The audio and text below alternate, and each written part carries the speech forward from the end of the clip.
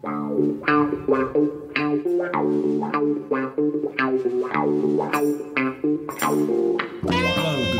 good afternoon, good evening, wherever you may be, and welcome to the MMA Show, sponsored by HattonJamesLegal.co.uk. That's HattonJamesLegal.co.uk for all your employment law needs.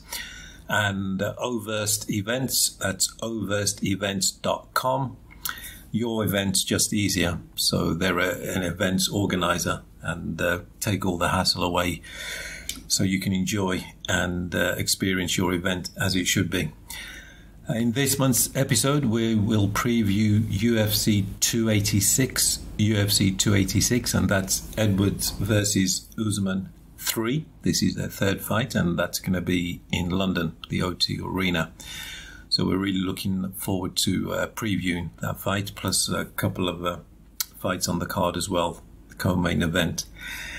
And last but not least, the podcast would not be possible without our friends from SRBMedia. That's SRBMedia, edited and produced by those wonderful people there. And head over to the SRBmedia.co.uk website, where they've got a whole array of podcasts, football, soccer, whatever you want to call it, music, and other sports as well. So head over to srbmedia.co.uk. Okay, and the way to contact the podcast for your fan questions, comments, suggestions, always welcome, is email the MMA Show 7, the MMA Show 7 at gmail.com. You can follow us on Twitter, the MMA Shower, and Facebook page is Let's Talk MMA. Let's Talk MMA. So that's all the information regarding the podcast and on how to contact the podcast. And I'd like to introduce the co-host of this podcast, Matt Penny from Purely MMA. Hello, Matt. How are you? Good evening. Good afternoon. It's a pleasure as always, mate. And it doesn't seem like 5 minutes since we did the last show, so the big event's coming quick and fast. So yeah, looking forward to breaking down another big event. Yeah, and like you said, the events are coming thick and fast, and it's UFC's 30th birthday, effectively, and there's going to be more mega events, but we're both looking forward to this UFC 286 for a number of reasons, and obviously it's in London, and there's a British fighter, so we've got a lot of interest in this. And that, of course, is Leon Edwards and Kamaru Usman, and this is their third fight. So the first fight, I think Usman won on points.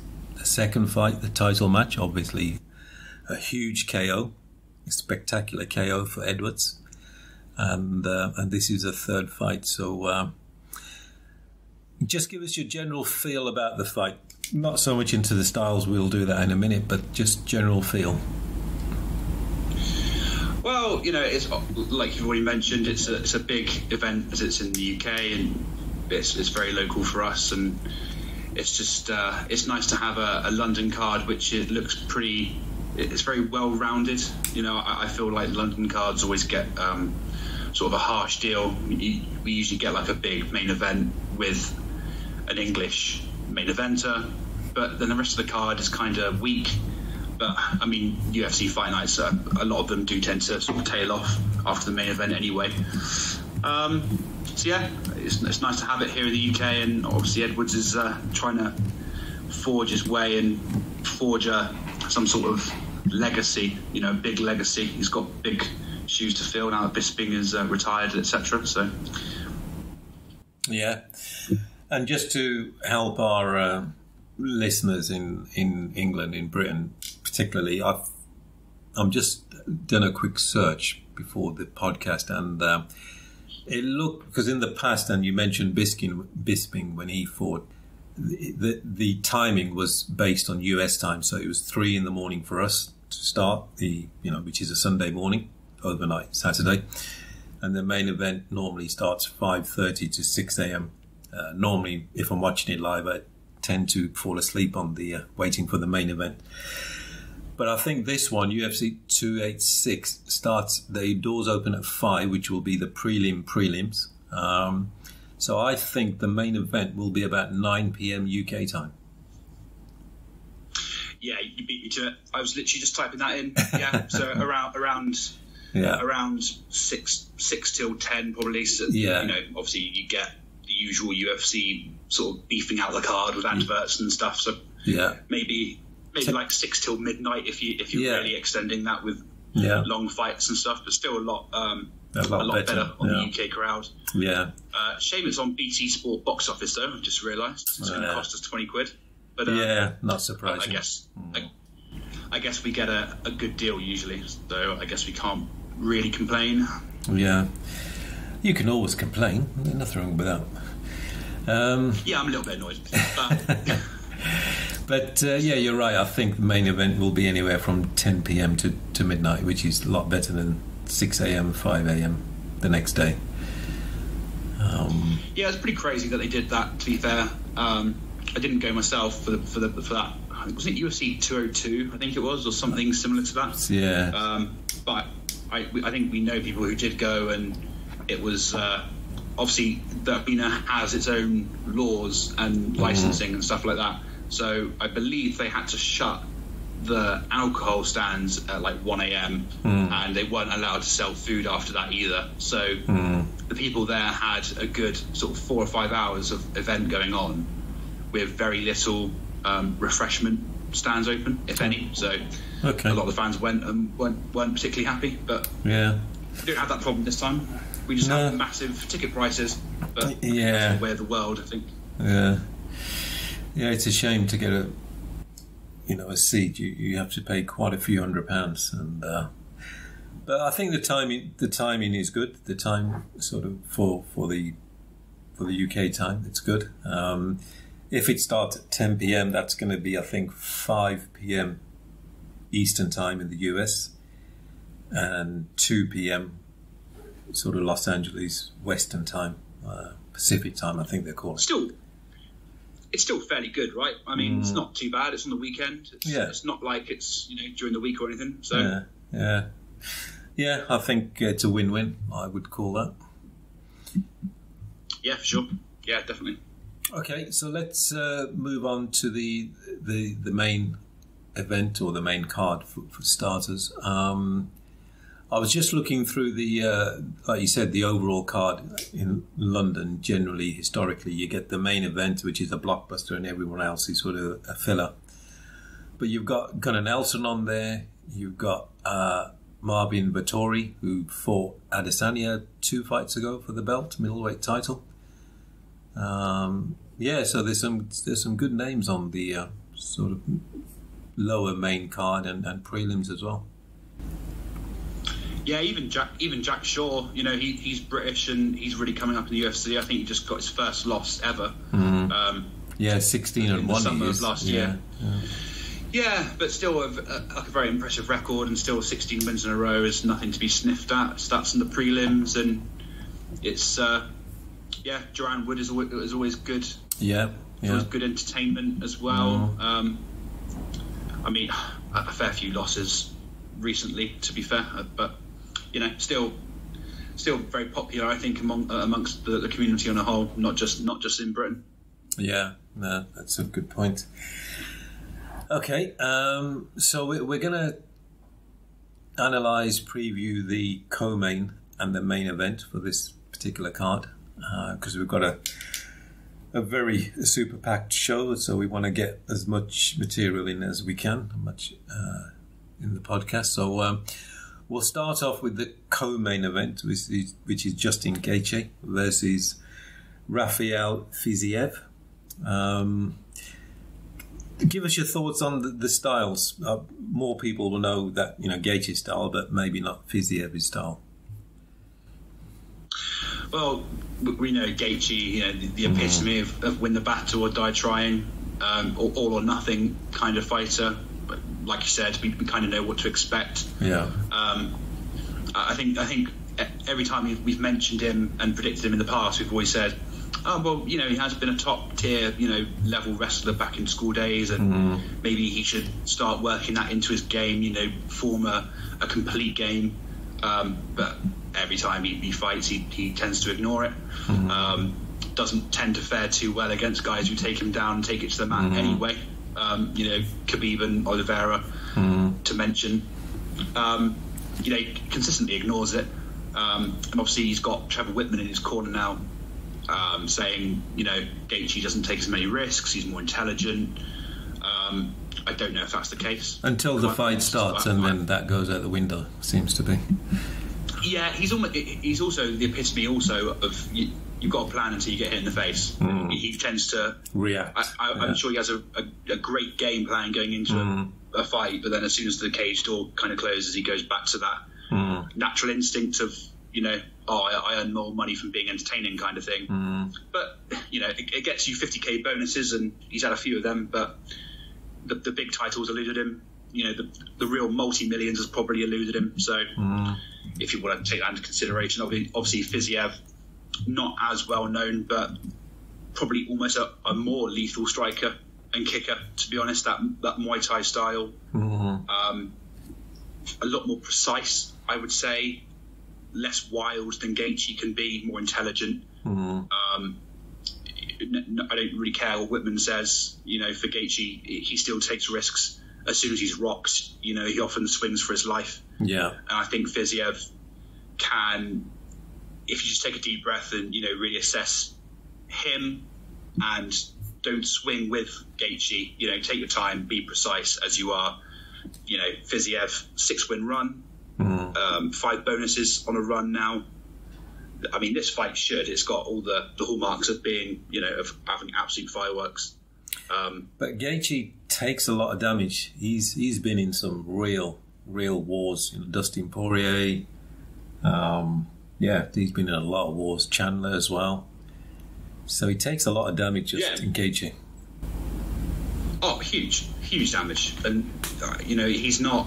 I remember when we used to do podcasts when we were saying he's still quite new in the UFC and he still hasn't had a huge amount of damage, but that's not the case now. I think he's been in it for it must be kind of like 5-6 years now. That damage is now, you know, it will rack up. You know, it's almost like a Cowboy Cerrone kind of situation where that damage is going to take its toll eventually. And Diego Sanchez and people like that. All that kind of obviously. Gaethje nowhere near as much damage yet, but the amount of wars that he's been in, that is going to rack up quite quickly. And Fiziev is he really is lethal. He is, very powerful. Maybe a guy who's maybe a guy who's going under the radar a little bit so far, but it's a kind of bout like this that really pushes you onto the main stage and really pushes you into the minds of the more casual fans for sure in a co-main position. And Gaethje's not that young anymore. He's 34, 35, so you know, he's not a young boy anymore. No, exactly. And I think you really need to shift that mindset of, you know, swing for the fences when you get hit, because it's just, I mean, you can get a lucky shot. It's almost a bit like the Tai Tuivasa. Sometimes if you've got that power, sometimes it does work. It can get you out of trouble, but you're going to take a lot of damage doing it. A lot of damage. I mean, it's great for the fans, and I think Gaethje, I think he's just sort of resigned to that kind of feeling. You know, he came in saying, well, I want to earn more money from entertaining. I want to be a fan's favourite, and he is that for sure. Oh yeah. Now it's a turning point. Are you going to really knuckle down, round your game off, and push for a title, or are you just going to sort of carry on doing your thing and take a lot of damage but be really entertaining? We'll see very soon. Yeah, and Fiziev brings a interesting style, like you said. Muay Thai is probably his dominant style, but he's from Azerbaijan and obviously a former Soviet state country, and he's got some Sambo background, and so, you know, maybe not as good as the Dagestani sort of guys in wrestling and submissions, but they'll probably have some kind of base that will, if he does go on the ground, he's probably going to be in a good position. But yeah, it's interesting style matchup for sure. Yeah, he's a heck of a kickboxer as well. Muay Thai, yeah. Heck of a kickboxer with and he's already shown it in the UFC, the spinning wheel kick finish a couple of years ago. So more lethal, I would say, just overall more lethal. You know, he's racking up those performance bonuses, just like Gaethje was. But I think Fiziev has got a mindset for titles and bigger things. I don't think he's too worried about that kind of thing. I think he's got a better mindset for sure. And I think this has probably got KO or TKO for one of them written all over it, I think. Yeah, I think for sure. I think this is going to be Fiziev's time. He's on such a good run.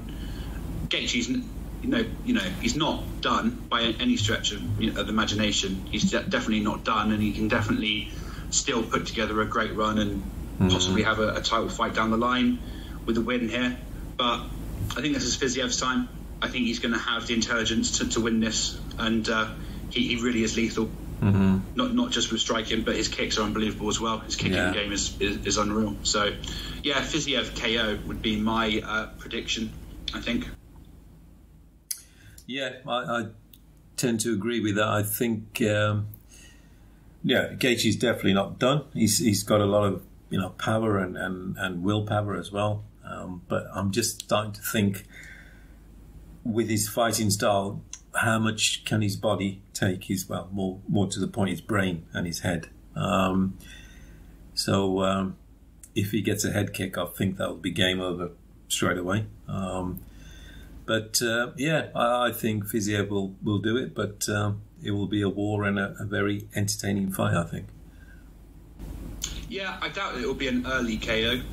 I think it will certainly be a later round kind of finish, but it's just a lot of things going against Gaethje in my opinion. I'm sure it'll be a war, and I'm sure it will have fireworks throughout. So it's a win-win for the fans, of course.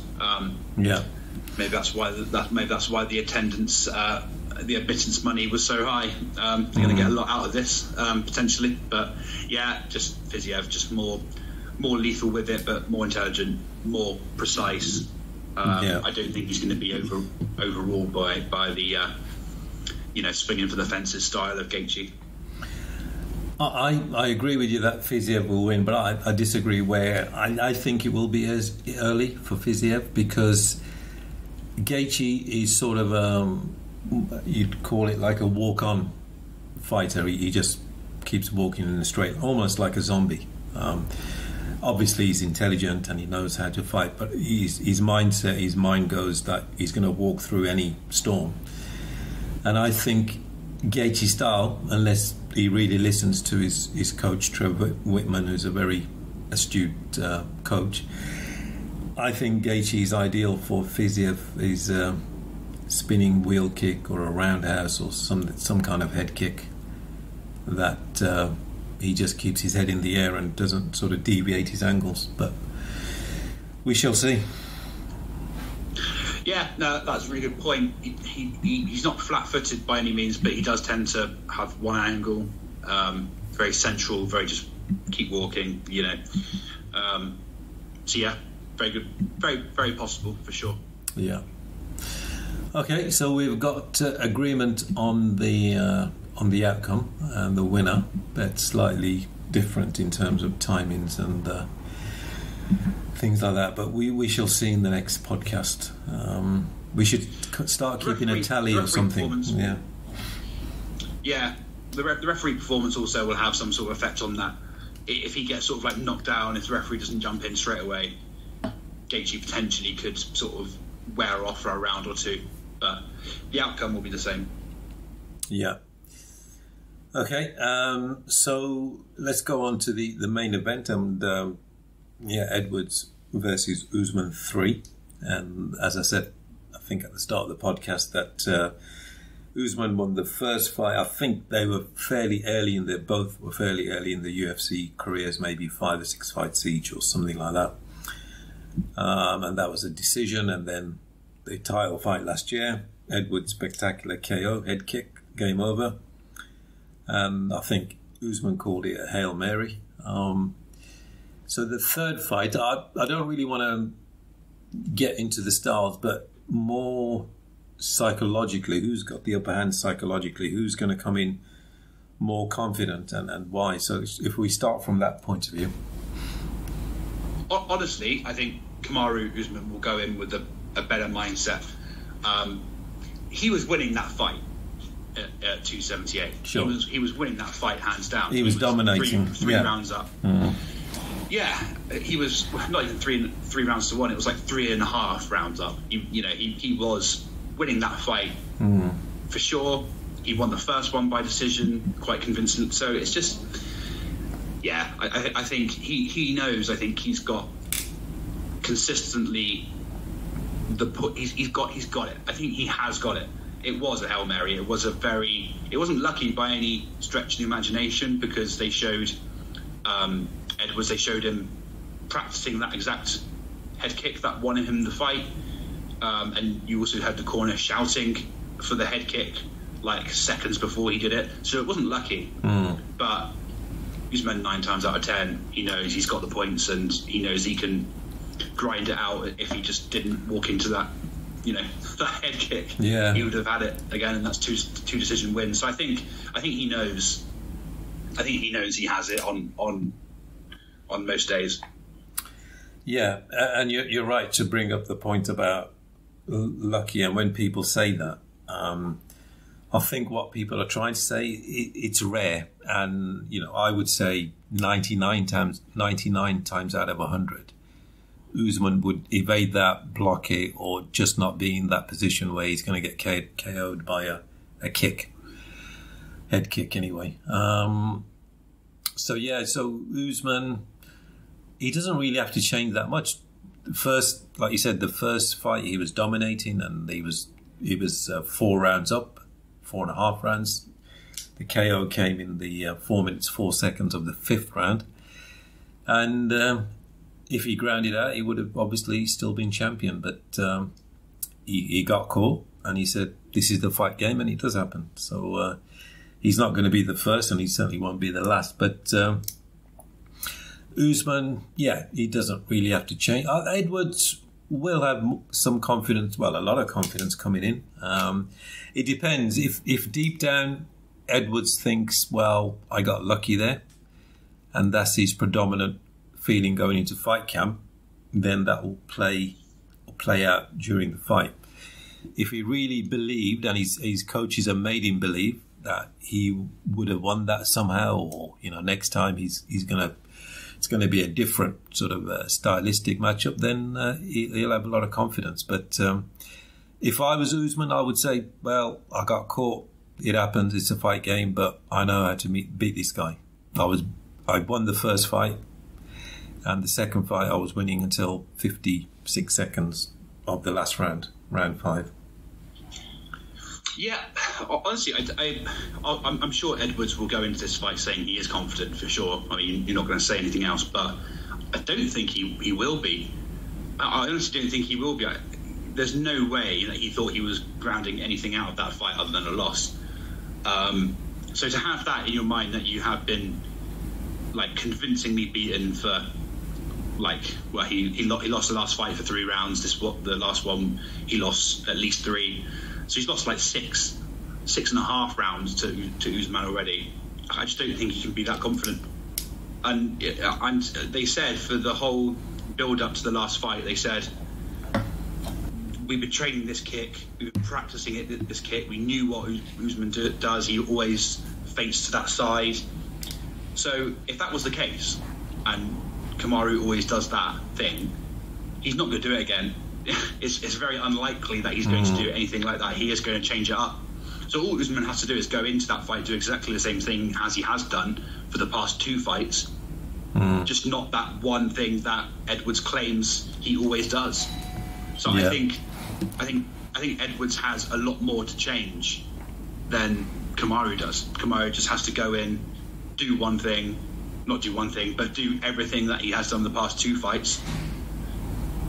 and grind out the win. That's what I think. It's a tough one, and I was watching Ariel Helwani, and they were all saying how ridiculous it is that Usman's the favourite.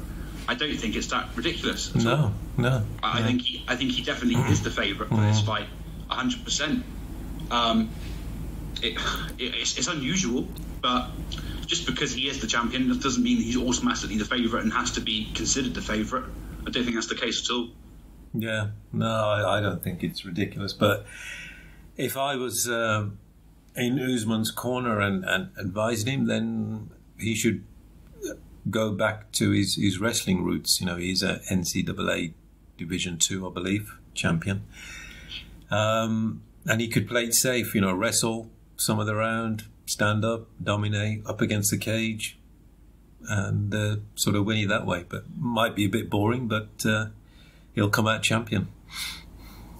It might be a bit boring, but I think he'd be stupid to do otherwise. He knows it works. He's done it. He was doing it very well in the last fight to great success. He literally dominated on the ground and in the clinch against the cage on multiple occasions. I mean, you know, Edwards took Usman down. That first round was very impressive from Edwards, for sure. Yeah. To take Usman down for the first time in his UFC career, I think it was. That was impressive, but he had a full mount and didn't do anything with it at all. And then he went to the back again, almost got a choke in, but not really. Usman was never in any issue at all. So you could argue how much success there really was there. Usman got a lot more damage and a lot more dominance when he was in the next few rounds when he was on top. So Usman, you know, we know what he's like in the fight with Masvidal. Yeah, he got the decision win, but then the fight after, he said specifically that he wants to go out and prove a point and knock him out. It could be the same thing here. You know, he might want to prove himself and prove that he can knock him out potentially, but he knows where he can get success. Yeah. It depends what he wants to do. Yeah. Okay, it's prediction time, Matt. So where are you going with this one? Usman decision. Simple. I had a feeling Simple. he was going to say decision. that. Yeah. If these guys hadn't fought before and it was like a fresh fight, I would say he's bigger, stronger, probably heavier on fight night. And as we've seen from his past title defences, just nothing seems to get close to him. This one head kick did, and hats off to Edwards for that. But it's a fight game; anything can happen. But he was winning most of it, so yeah, Usman decision. Yeah. I'm going to agree with you. I'm going to go Usman, and I think he'll utilise his wrestling more, and yeah, I think he'll grind out a decision. He may not grind it out. He may beat up Edwards, and but Edwards, you know, still got a very good chance. He may have improved on certain areas, and maybe he has got this kick honed in on Usman. We'll find out. If he does it again, then he's definitely got it honed in. But yeah, it'll be a close fight, and I'm going to go Usman as a decision. Yeah, it definitely will be close. But I say that it won't be a walkthrough, I don't think, because surely fight to fight you should grow, right, and develop. So you think Leon Edwards will fare a little bit better than he did last time on the ground? Because not forgetting that Leon Edwards himself is a black belt in Brazilian Jiu-Jitsu, so he's no fool. And like I said earlier, the first round he did take Usman down. He did have a couple of good takedown defenses as well. So, but yeah, Usman decision win for sure from my point of view. Yeah. Okay, that's good. So we've done our preview of the co and the main event of UFC 286, and that's not too far away. So that's going to be a good one to watch, March the 18th. And we said at the start of the podcast, it's a British time zone of, we don't know for sure, 10 p.m, 11 p.m. UK time. So you can work out your own time zone from that. GMT. Yeah, thank God for that. It's going to be great for the UK fans. Yeah, you can watch it without feeling you're going to fall asleep or taking Red Bull or coffee or whatever your method is to stay awake. Yeah, that's the rough bit about the UK time zone. It's not the fact that you have to like sort of have a few hours sleep and then get up. That's all right. I don't mind that, to be fair. I don't mind staying up during the night and watching fight events in the dark. But it's like in the summer when the sun starts to come up at like 4 a.m. Mm-hmm.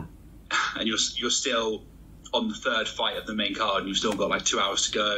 Mm-hmm. And then like when you do have an energy drink during it, then you've got stuff going on the Sunday as well. So you've been up all night with caffeine, and it's that can feel really rough. Yeah. Okay, we're gonna move on to our the MMA news roundup, and the world of MMA, UFC, and that's over to you, Matt. Well, it's been a couple of years with him not being in the news, and all of a sudden, when he's back, he is the news, and he dominates the news. And of course, it's Conor McGregor. Signed up to the Ultimate Fighter a few weeks ago now, with Michael Chandler as his opponent. And I think a couple of shows ago, me and you spoke about the prospect of that happening. And then a few days later, it was announced. I was praying it wasn't going to be Michael Chandler. You wanted Tony Ferguson. Yeah. Yeah, because I thought that the trash talk, that matchup would, I thought it'd be explosive. Michael Chandler's lovely speeches about just constantly about God and belief and mindset and heart. It's so cheesy, isn't it? But we've got him, and by all accounts, it sounds like it's shaping up to be a really good season. They're in the middle of filming right now, and I think the premiere is going to be in sort of April, May time, I think it is. Should be really good. Should be really good fun. When do you think the fight is? Is it going to be International Fight Week in July then, or June? Or so apparently their fight is going to be late summer, so August, September time apparently. Oh, okay. Yeah. Because they film. I think it's like 10 to 12 episodes, and it's per week. So if it premieres in like May, June time, that's going to be all through summer. Yeah. So, and they like to give obviously the fighters plenty of time to prepare, get a fight camp in for their actual fight. Yeah, at least 8 to 10 weeks. Yeah. Yeah, and obviously, literally just a day or two ago, we had details emerge of the Conor McGregor and Michael Chandler altercation. I don't know if you've seen this. It started off a week ago or 2 weeks ago. It was like, they're getting on, and then suddenly something happened, and now they don't get on. So a journalist who's in the area claims that they had the Ultimate Fighter fight between two of the contestants, and apparently McGregor jumped in the cage. Now, apparently, they're not saying if it was through happiness or upset, but apparently he jumped the cage, and then Chandler's team came in, and it properly kicked off between Conor himself and Chandler's team. Oh, okay. Yeah. So, I mean, apparently we're getting a very half and half Conor for this. Chandler did an interview over the fight weekend that we've just had, and he said that they're getting on roughly, and that there's definitely a mutual respect there, but they've got passion, both of them. It's going to happen. And Conor's not stupid. He knows how to get the best out of the marketing machine. Yeah. So he does like to jump a cage, as we've seen we've seen with Bellator before. He jumped in the cage, hasn't he? That was in Ireland, was it? Yeah, when he was clearly not of a right mind, but he squared up to a ref as well, didn't he, and shoved a ref. I think that was Mark Goddard, I think. Oh, it was Mark Goddard. Yeah, you're right. Yeah. I mean, it's crazy. We haven't heard from him for a couple of years while he's been mending his leg. But now he's back. That's all we hear about in the news. We really, every day we hear something else come from him and his camp. But the other thing that where Conor's making the news is making that film, the new Roadhouse, is it, with Jake?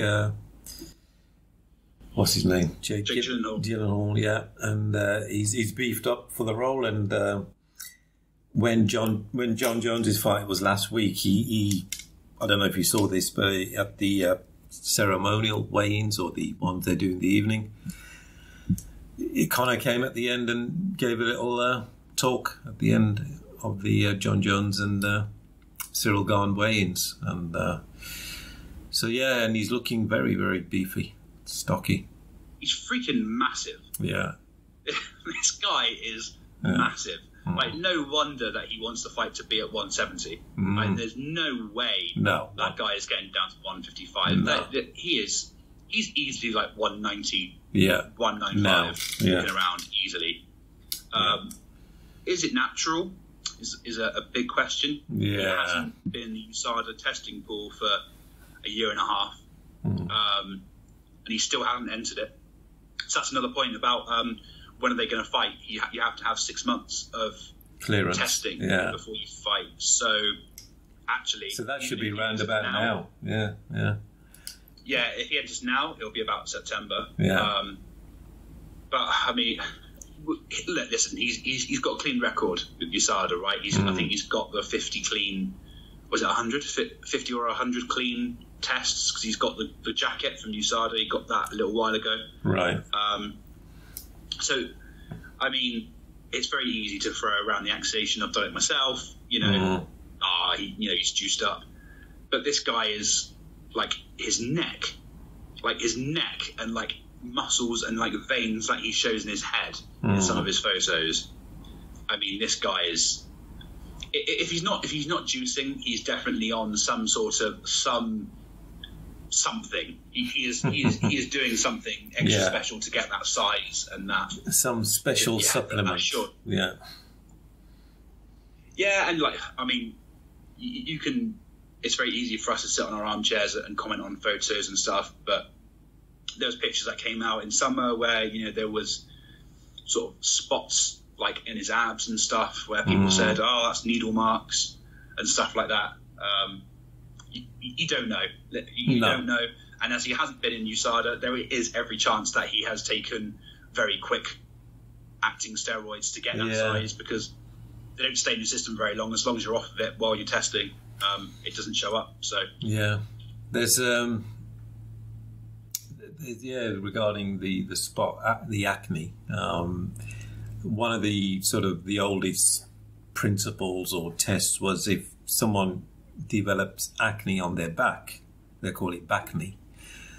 That's a sure sign of steroids. And I don't know if you remember when Chael Sonnen fought Anderson the first time, and he got choked out in the 5th round or very late on. Then someone posted the pictures, and Chael's back before, I don't know, a few fights before was clean, and then around the Anderson Silva time fight sort of period, he had developed acne on his back. Yeah, these are all potential telltale signs, but you can't tell. I mean, Conor could be genetically gifted, his muscularity, a lot of it is genetic as well. And hey, if you put a lot of hard work in, you do get the results. Of course you do, if your mindset is correct. And hey, he had a broken leg for 9 months to a year, so he only had one thing to work out.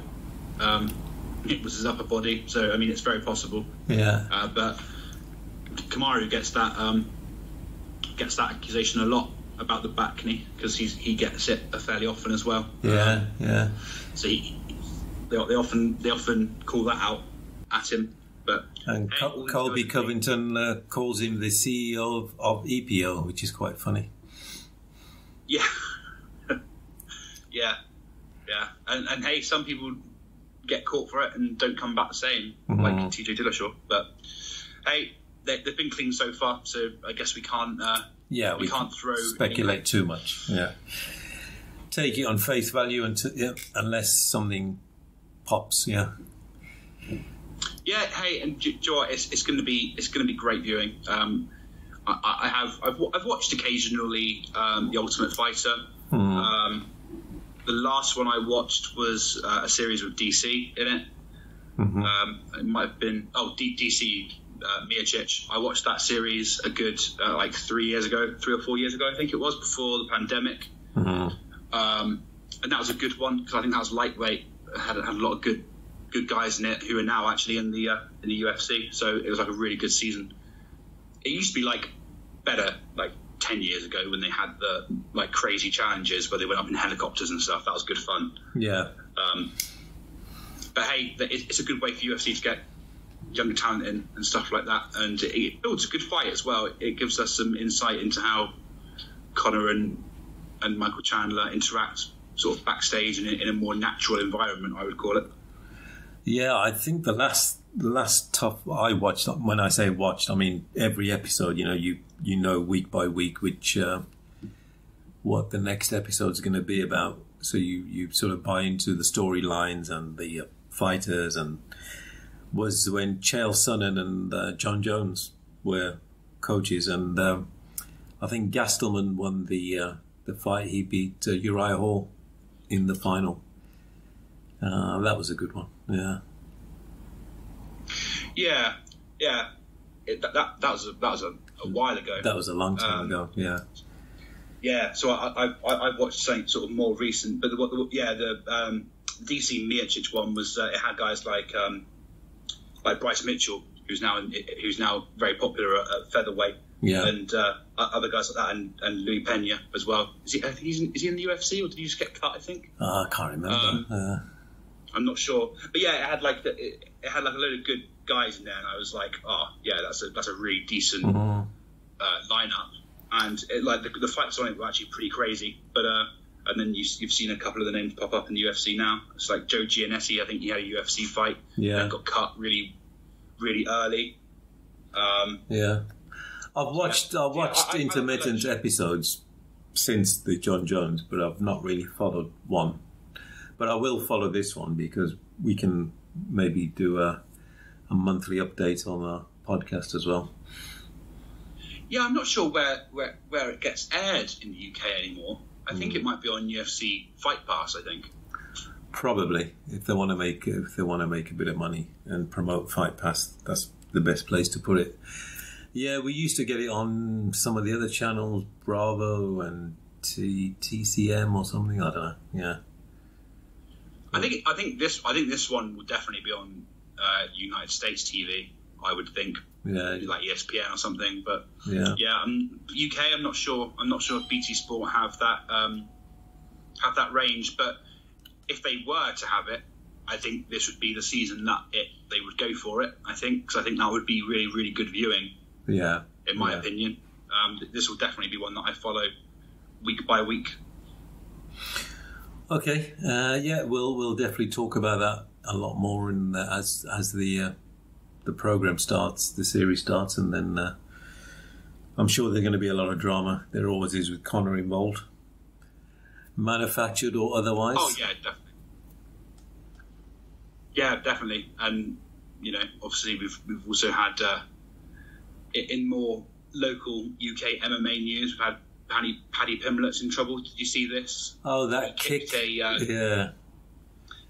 Yeah, he kicked a little person in the gym carrying a pad. Literally kicked him across the mat, sent him flying into a wall. And you know what gym hijinks are like. It's not. I think it's all taken quite light-hearted. I'm sure in the gym, but a lot of keyboard warriors have descended to take that. And is that a little person, as in a child, or a dwarf? A dwarf, yeah. Okay. Not a child. Yeah, I just wanted to make sure. Yeah. As long as he wasn't bullying him or assaulting him. Maybe it's a little prank. I don't know. I think he was holding the pad, and I think he was just showing a kick, and just sent him flying. But even if you're showing someone, you should have more control, especially if you're an expert. Probably. probably. Unless I think the bigger news from that is. Yeah, sorry, carry on. Yeah. The bigger news from that, I think, is that Paddy Pimblett is actually in fairly decent shape. Usually he's like 200 pounds outside of out of a fight week, but he actually looks in pretty decent shape. Maybe he's got a fight coming up in a couple of months, 3 months. Well, I'm surprised he hasn't got a fight on this card. To be fair, I think it was too soon. Yeah, because I think he walked out the cage limping. Yeah. Oh, he did. Yes, he did. Yeah. No, you're right. He did. Yeah. Yeah. And there's also some other guys missing as well. Molly McCann isn't fighting on this card. Nathaniel Wood isn't on this card. Oh yeah. I think he was due to have a fight. I think. Yeah. Unless I'm going completely mad. I could have sworn he was like on the on like a potential fight build up, but yeah. They would have been good bets for this far card, yeah. Leg injury. He pulled out a month ago with a leg injury. He had a really random event which caused him to have a massive gash in his leg, apparently. Yeah. So, but yeah, a few Brits missing from there, but it's a good rounded card anyway, for sure. Yeah. What about the Scottish light heavyweight, Craig? What's his name?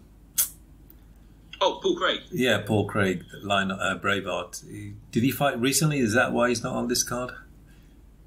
I could have sworn that he fought recently. I think he did.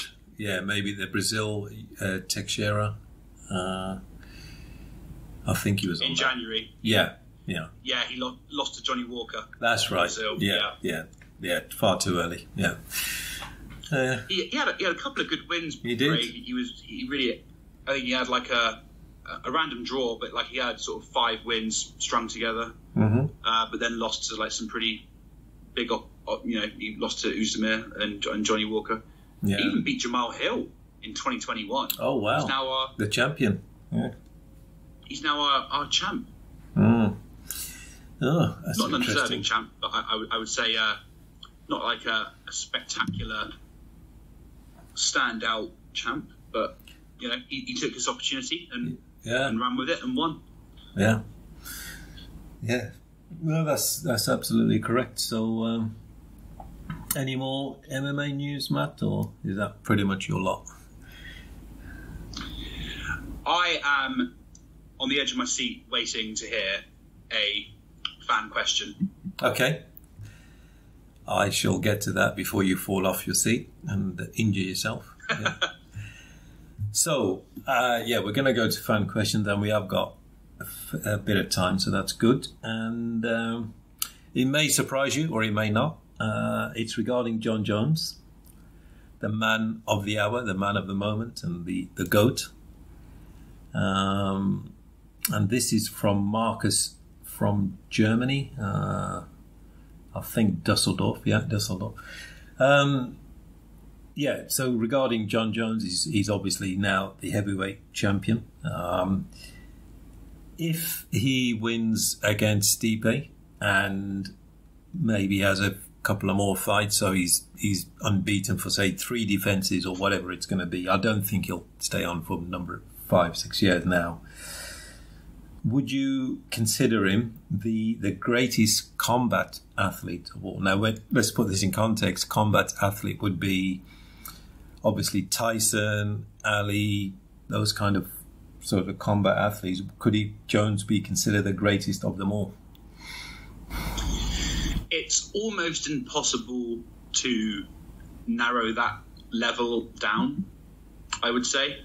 It's almost like saying who's the greatest sportsman, like across football, tennis. It's almost impossible to narrow it down. That's why I tend to keep it to individual combats, like MMA, boxers, etc. I haven't shied away from the fact that he's my greatest of all time in cage. Anyway, I think GSP probably snips him if we take into fact, is out of cage hijinks and running with the law and stuff like that. I would say GSP kind of pips him if we were talking all about that kind of clean stuff. But in terms of in cage ability and the length of time that he's done it, against the level of opposition that he did it against, it's without question for me personally. I personally don't see him hanging around for very long after Miocic when he wins. I say when because he does win that fight. Okay. Like 99% certain. I'm 100% certain that it won't change. From my point of view, he wins that fight. I can't see the level of opposition to keep him around. I've got to be honest. The heavyweight division has kind of been like that for a long time, where there's not a lot of fresh meat coming through, and it's just kind of the same people beating each other and going up and down. Yeah, I think there's a lot of talk about Tom Aspinall. Yeah, the Brit. Yeah. Another name that we missed off who isn't fighting. Oh yes, correct. Yeah, next week. But he looks to be really well-rounded, Tom Aspinall. He seems to have a lot of power and have a great game all around. So Ariel Helwani said, I think he gives John Jones the biggest fight of his life. I wouldn't put it that. I wouldn't say that far. Yeah, I think that's a hell of a claim. But I think he'd probably be the next one to come up. But can you see John Jones fighting the likes of Curtis Blades, Tai Tuivasa? Yeah. Probably not. I mean, those like Tuivasa especially, has got really popular with the fans and stuff like that. But would that be a kind of fight that gets John Jones off his seat and motivated? Yeah. I can't see it personally. No. And having his one of his trainers on that Ariel Helwani show the other day himself saying, I don't think John Jones will be around for like a 10-year stretch at heavyweight. No. Kind of suggests to me that he's already looking towards the end. Not in the not too distant future anyway. Yeah. Okay, we've got time for one more fan question.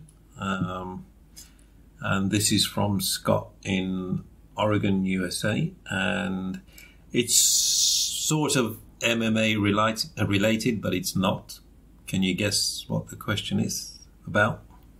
Is it Francis? No. It's regarding Power Slap. Because UFC are the promoters. Dana White is the promoter. Now, there's controversy about, people are not defending themselves and whatever. What's your thoughts on Power Slap? It's horrific. Hate it. Yeah. I hate everything about it.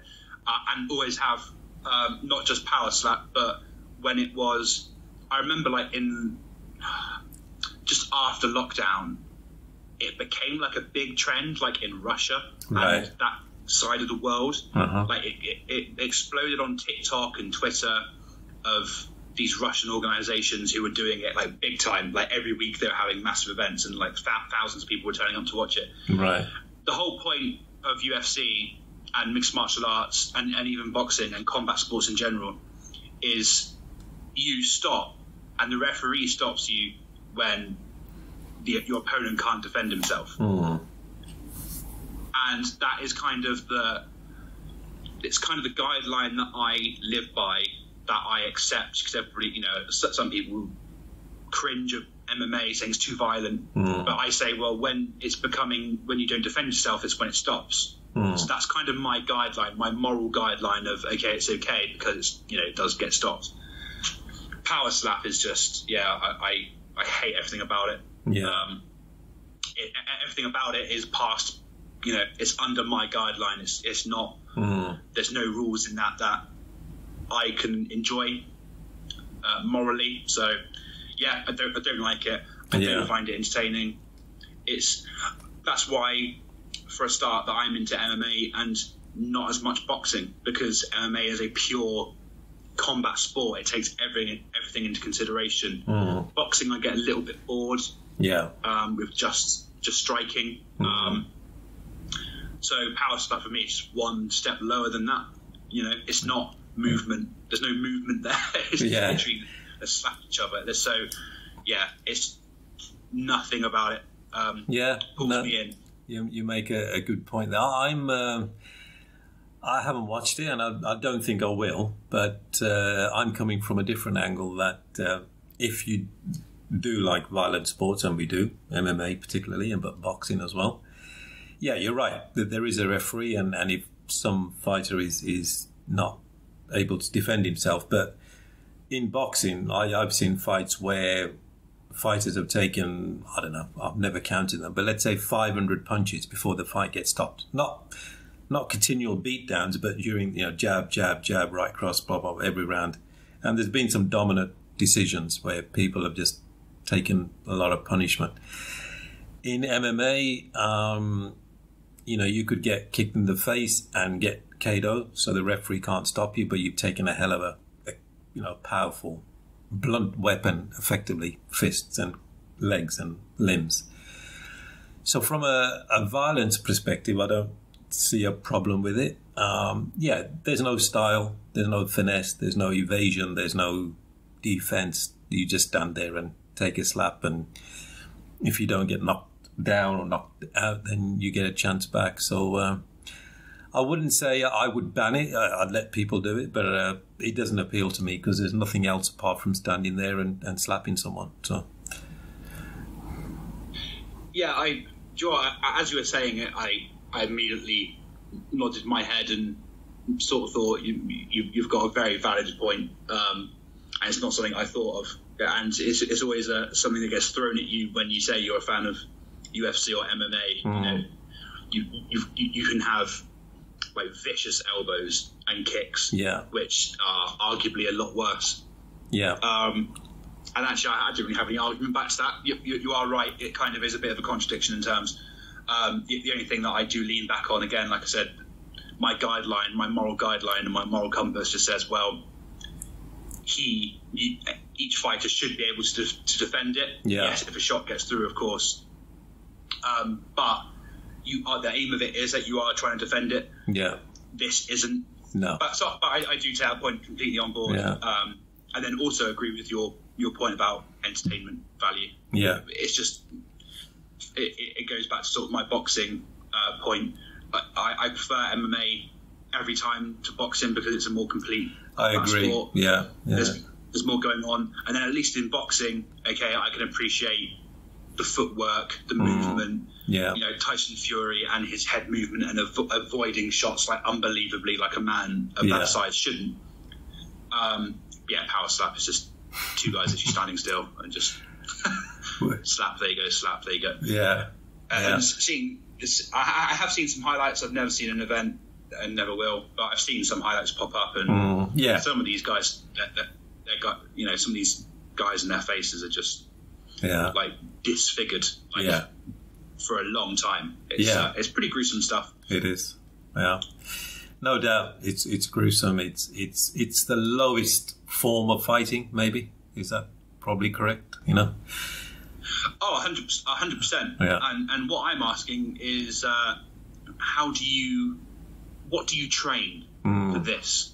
Do you train, or do you literally just sort of find out that you've got a good slap on you, and then you enter this tournament? Or do you train? I mean, are these guys? You can do. Are these guys boxers? I think if I was coaching a slap fighter, which I won't be, but if I was, your neck would be your primary muscle, because when your neck moves, the rest of your brain moves. That's how you get knocked out in boxing. So neck muscles and traps, and obviously your jaw. So I wouldn't dismiss them as drunks who just come out of the pub. No. There'll be some training there for sure. Some training, but then is the training just getting slapped by people in your gym? Like, what? There's got to be an element of that. You have to get used to being slapped, like you do in boxing. You have to spar to get punched. I'd be interested to see. I haven't even looked into who these people are or whatever. But are they? You've got guys who are MMA fighters, boxers, Muay Thai fighters, kickboxers, etc. Right? Yeah. Are any of these guys in the slap? What's it called? Power slap. Yeah. Are they predominantly boxers? Are they predominantly something else? That's a good question. Do they come from a combat background? I don't know. I've only seen 1 2-second clip when you open your browser or something. But it's a good question. Are they coming from other combat sports or? I'm just having a little flick through the fighters. Guy, that's a good point. Vernon Cathy is a former Highlands Games performer. Oh, so strongman. So a former strongman competitor. Yeah. That's just one of them, of course. It's not my cup of tea. Yeah, that's a very British phrase. No, that's fair enough, and we can disagree to agree, and I think a lot of people, especially in the MMA media, are hating on it is because Dana White is fronting it, and especially since January, the incident and Paddy Pimblett before that. I sense a lot of MMA, Ariel Helwani and that crew are really hating on Dana White. I don't know if you agree with that or sensed it yourself. Yeah, well, obviously he got done by TMZ for slapping his wife, etc., and that's why they all said. And wasn't that ironic? Power slap. Ironic, yeah. All the interviewers when it all first came out, they said, is it very appropriate, Dana, that you're involved with this kind of sport? Seeing what's just come out. Obviously, we know Dana's reaction to that. Yes, he's had a love-hate relationship with journalists and the media on a whole for generations now. So I mean, it's nothing new, is it? He's hated Ariel Helwani for like 10 years, but one reason or the other, I think, goes back to Ariel Helwani leaking about Brock Lesnar. Yeah, was that UFC 100? Was it 100? 200? 200. Yeah, it might have been 200. 100. Yeah. Yeah, I think Ariel leaked the promo video like a bit early. Yeah. But I mean, for goodness sake, Dana, you got guys in the media doing that all the time, leaking stuff and rumouring fights all the time, but they don't get on. Yeah, not my thing. That's okay. That brings us to the end of the podcast. So so this has been the MMA Shower, sponsored by hattonjameslegal.co.uk and overestevents.com. Your event just easier. So head on to those websites, and I'm sure there's a lot they can do for you. And this podcast has been edited and produced by SRBmedia.co.uk, SRBmedia.co.uk. You can email the podcast on the MMA Show 7@gmail.com. So we've just done a couple of fan questions there. Very interesting, different questions, which I thought was great. So please keep those coming in. Matt, anything from the MMA world, boxing world, do you want to say what you're going to be doing? Or at Purely MMA on Twitter, we live tweet a lot of events. It would have been lovely to go on to UFC 286, but even tickets now, up in the gods, like literally the back row, and they're going for like £450 per seat. In the current climate of, the financial world in general, for a lot of people, it's tough times. I can't justify that amount, especially if I was going with a friend or whatever. Yeah. So unfortunately not going, but we live tweet as many events as possible. Also sponsored by Ovest Events. So big shout out to being a relatively new sponsor of the show. Yeah, absolutely. Yeah, we're looking forward to Cage Warriors. They've just released their schedule for the year, and they've got multiple events in the UK and Italy. It'd be really nice to go to a Cage Warriors event. I haven't been in a number of years, and obviously Bellator do tend to pop in once or twice in the UK. So Michael Venom Page fights. There should be options for you, hopefully. Yeah, for sure. So go follow at Purely MMA and catch all the latest stuff with us there. Fantastic. Thank you, Matt, for another good good podcast and some good debate and good discussion, I thought. Pleasure as always, mate. Pleasure as always. Yeah, so this has been the MMA Shower previewing UFC 286, Edwards versus Usman 3 for the UFC welterweight champion of the world. And we had a good roundup of some of the MMA news around the world. And we thank you for listening, and good morning, good afternoon, good evening, wherever you may be. And we'll see you next month. Thank you. Bye.